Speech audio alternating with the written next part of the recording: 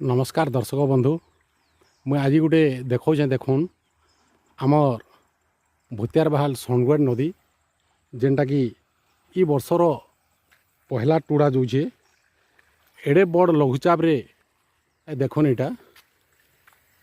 एड़े बड़ लघुचाप रे जिते भी पानी वर्षा हो नदी रे आज पानी धार जोचे मुई नदी देखी पूरा सुखा होकर पड़ा जेनटा कि आषाढ़ श्रावण भूदो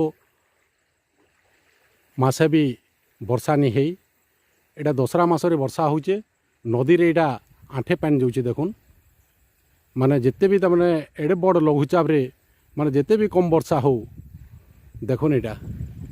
पानी आठे जाऊे आठे रू अधिका भी पानी नहीं जीवाल एड़े बड़ लघुचाप रे देखुन एटा मुझे नदी एटा देखा एटा नदी रे एटा तमाने इ वर्षर पहला टुड़ा माने पहला पानी धार जेनटा टुड़ा बोला जाए बोले कि माने एटा टुड़ा जाऊे देखुन आठे पानी जाऊे आठे पानी रू अधिका भी नहीं जीवाल एड़े बड़ लघुचाप रे। धन्यवाद।